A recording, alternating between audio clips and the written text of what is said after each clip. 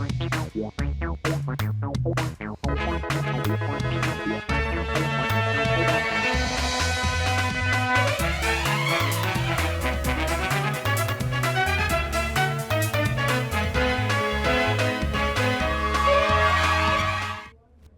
आप देख रहे हैं राष्ट्रीय समाचार और मैं हूं आपके साथ प्रिया पांडे। पहले एक नजर हेडलाइंस पर। नए साल पर धर्मनगरी में उमड़ेगी आस्था की भीड़। काशी, वृंदावन, अयोध्या में निर्देश दर्शन और ट्रैफिक की व्यवस्था। उन्नाव रेप केस में सुप्रीम कोर्ट से कुलदीप सिंह सेंगर को बड़ा झटका, जमानत पर रोक। बीएमसी चुनाव 2026, अठावले का दावा, 16 सीट मिलेंगी, महायुति का ही बनेगा मुंबई का मेयर। एंजल चकमा हत्या मामला, गौरव गोगोई ने उठाया सवाल, बोले पहले फरार मुख्य आरोपी को पकड़ा जाए। बिहार चुनाव हार के बाद आरजेडी में मंथन तेज, तेजस्वी यादव की वापसी पर बड़े फैसलों के संकेत। नए साल की शुरुआत भगवान के दर्शन से करने की परंपरा है। इसी वजह से हर साल 31 दिसंबर और 1 जनवरी को देश के बड़े धार्मिक स्थलों पर श्रद्धालुओं की भारी भीड़ उमड़ती है। काशी, वृंदावन, अयोध्या में इस बार भी लाखों भक्तों के पहुंचने की उम्मीद है। भीड़ और विशेष धार्मिक आयोजनों को देखते हुए प्रशासन ने कई नियमों में बदलाव किए हैं और ट्रैफिक से लेकर दर्शन व्यवस्था तक नए निर्देश जारी किए हैं। उत्तर प्रदेश के अयोध्या में नए साल के आगमन को लेकर सुरक्षा व्यवस्था कड़ी कर दी गई है। इसके तहत राम जन्मभूमि परिसर में सुरक्षा बलों की मुस्तैदी और निगरानी बढ़ा दी गई है। सबसे पहले आने वाले नववर्ष की आपको और आपकी पूरे दर्शनार्थी जितने दर्शन देख रहे हैं आपके चैनल को बहुत बहुत शुभकामना और बधाई पुलिस जनपद पुलिस की तरफ से।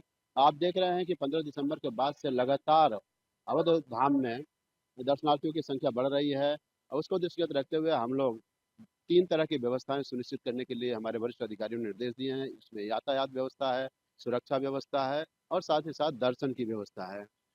यातायात की व्यवस्था के लिए पूरी टीम लगी हुई है जो कि लगातार कहाँ पर पार्किंग है, कहाँ पर वाहन खड़े करने हैं, कहाँ तक बैरिकेड किया जाना है, उसके लिए लगे हुए हैं।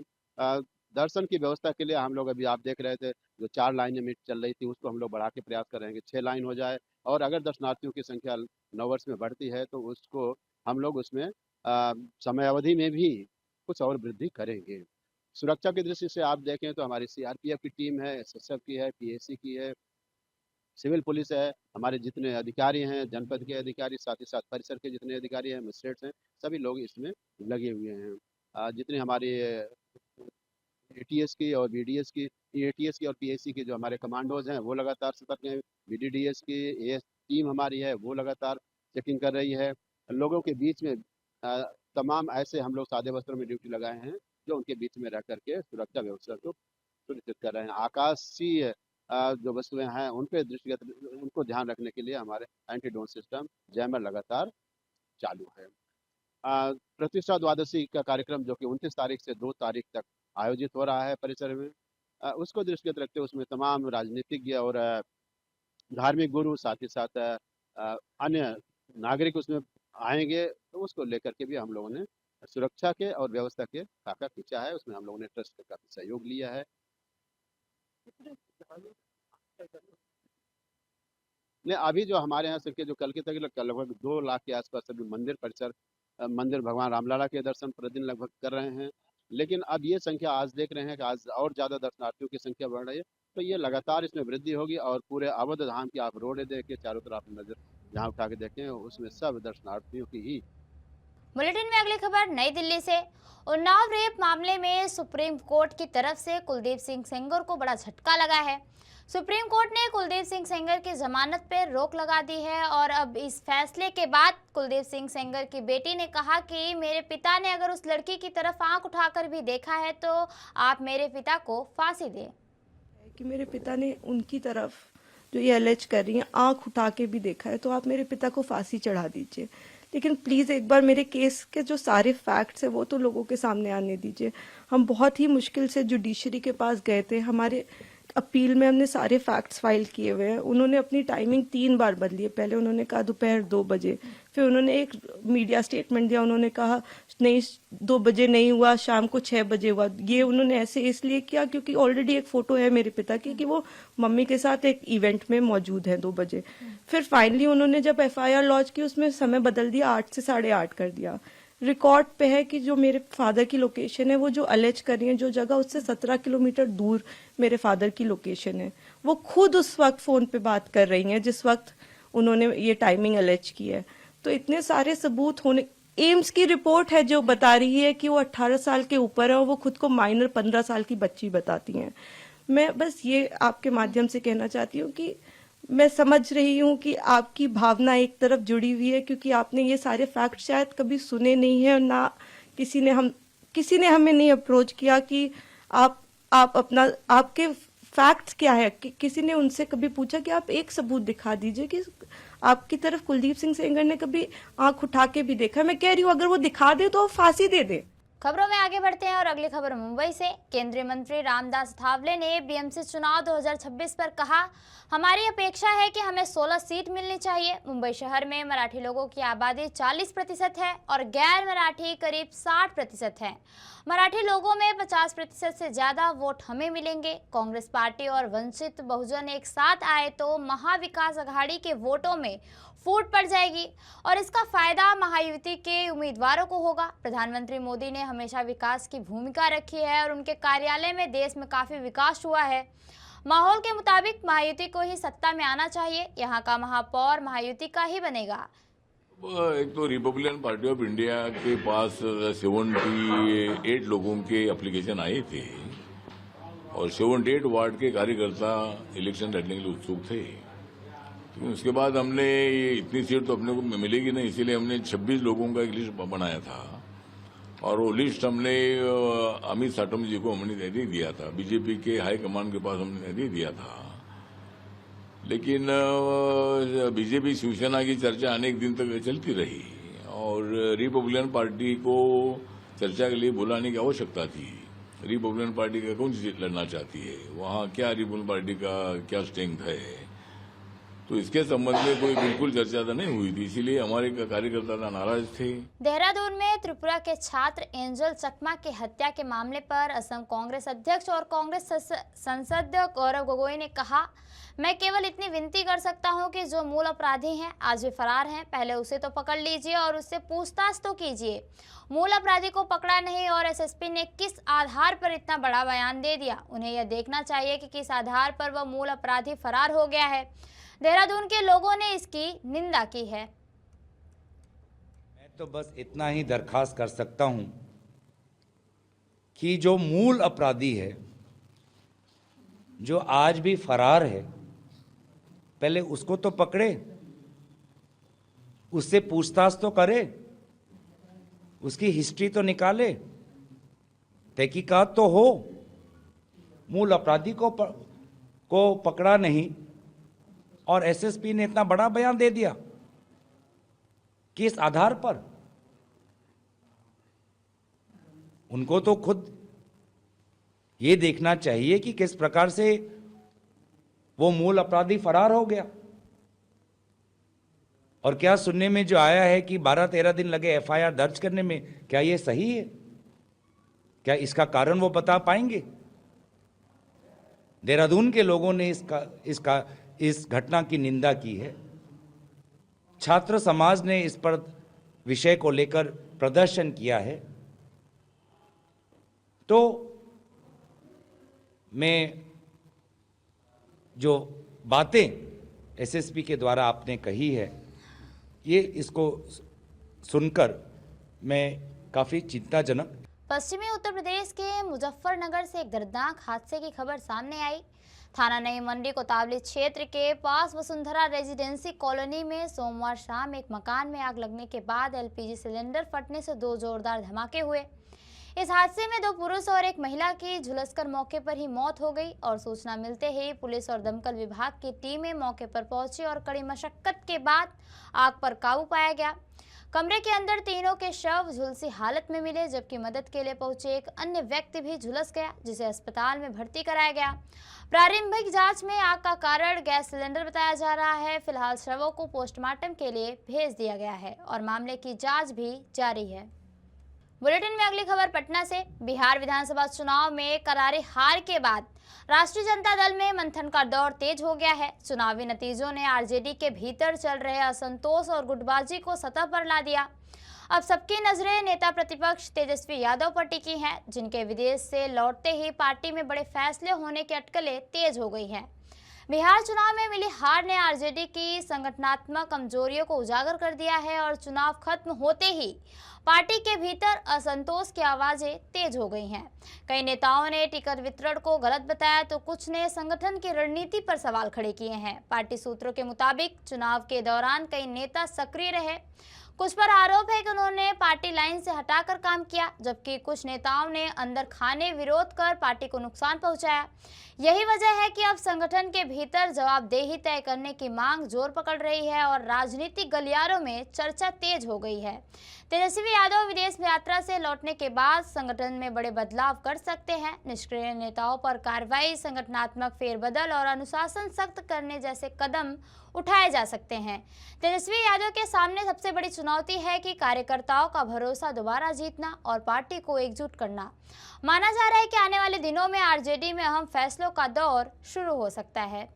केंद्रीय मंत्री किरेन रिजिजू ने देहरादून में त्रिपुरा के छात्र एंजल चकमा की हत्या के मामले पर कहा, इस घटना से हम बहुत दुखी हैं। उत्तराखंड सरकार ने सख्त कार्रवाई शुरू की है और शायद 5 लोगों को गिरफ्तार भी किया गया है। Delhi special unit for north east बनने के बाद दिल्ली में घटनाओं की संख्या कम हो गई है। यह मानसिकता या बीमारी सिर्फ कुछ ही लोगों में होती है और इससे देश को नुकसान होता है। जागरूकता जरूरी है, यह कोई राजनीतिक मुद्दा नहीं है। देहरादून में हमारे नॉर्थ ईस्ट का एक बच्चे के साथ जो घटना हुई है, मौत हो गई है, इससे हम लोग सब बहुत ही दुखी हैं और एक तरीके से आक्रोश भी है।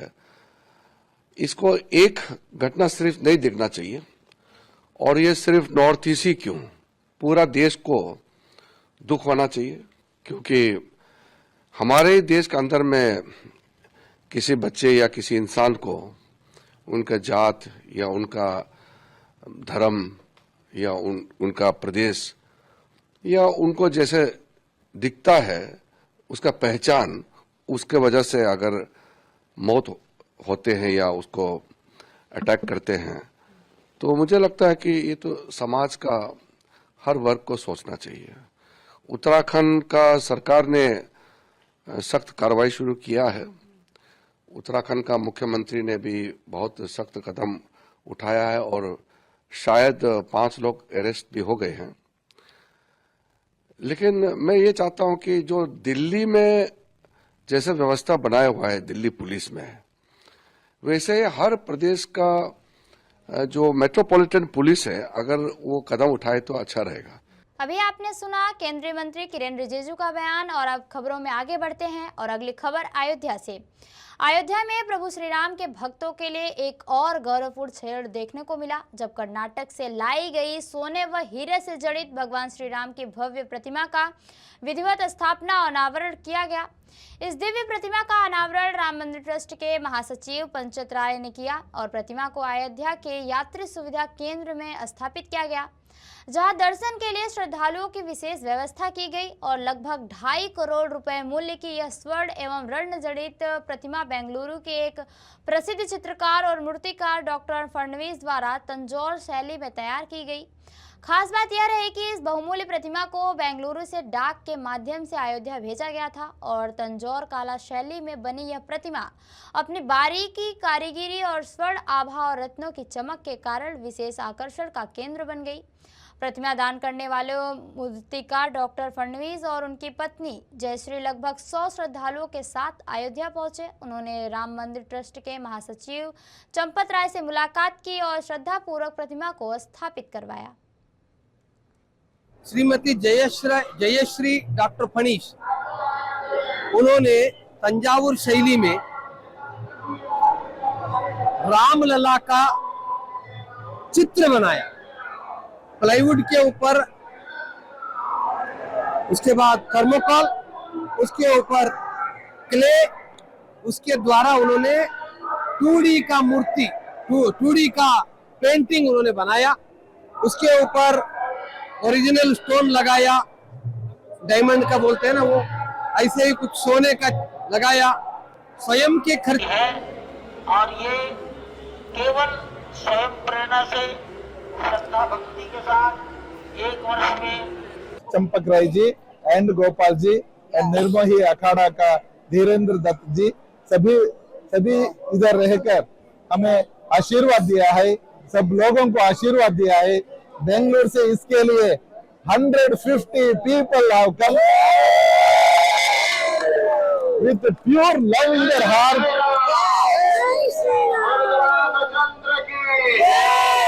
Pure love for Ram.